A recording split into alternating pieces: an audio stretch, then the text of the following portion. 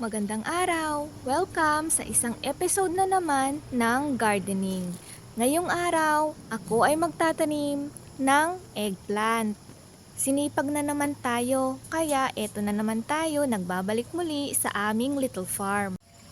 Ganyan yung pagtataniman ko. Ang itatanim ko is eggplant. So magre-replant lang ako ng eggplant. Naglagay muna ako ng maganda-gandang lupa. Yung organic na lupa, naglagay ako. Yan o, kung nakikita nyo, ito siya. Di ko na kailangan gumamit ng gloves. Siyempre, gardener tayo, diba? So, we don't need to use gloves. Ay, char. Tapos, tatakpan ko na lang siya ng madaming lupa. Actually, dahil hindi kami ganun kayaman sa lupa, kaya naman, ang ilalim ng sacks dito, lahat yan is mga kahoy at dahon katulad niyan. Yan, yung mga nawawalis naming dahon, nilalagay namin sa ilalim, tapos, tsaka kami naglalagay ng lupa.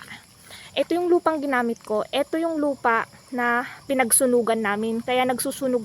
Ito ang reason kung bakit kami nagsusunog ng mga papel-papel, kasi para masunugan yung lupa para maging healthy. Yun ang reason, diba? Kaya yung aming mga tanim is healthy at organic kasi nga yun ang ginagawa namin. O, diba? Kung wala kang lupa, mag-segregate ka. Yung mga dahon-dahon na nawawalis mo sa iyong bakuran, pwede mong ipunin kasi napaka-healthy niya. Yan na siya. Kalahati lang. Paunti-unti dadagdagan ko yan ng lupa hanggang sa kahit malagyan ko lang ng lupa na hanggang dito para strong ang ano niya. Yung pinakapuno. O, diba? Ganun lang siya. At ito na ang aking naitanim. 3 eggplant. O, diba?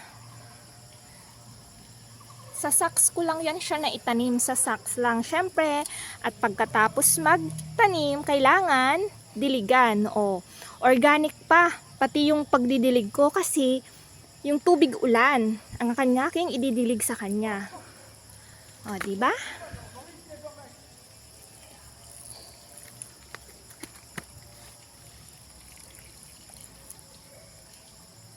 Tubig ulan. Okay, mabuhay kayo. Katapos diligan, ayan, umuwi muna ako ng bahay kasi kumuha ako ng eggshell.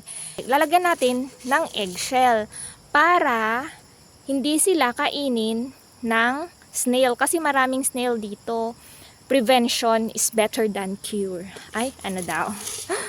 Yan. Para hindi sila kainin, kailangan natin lagyan. O, diba?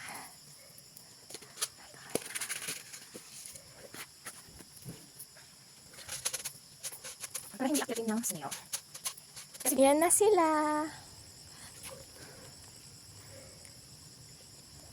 At syempre, sa bawat pagtatanim, dapat kinakausap niyo din ang inyong itinanim at sabihin, maging malusog kayo at magbigay kayo ng maraming bunga upang kami ay mabusog.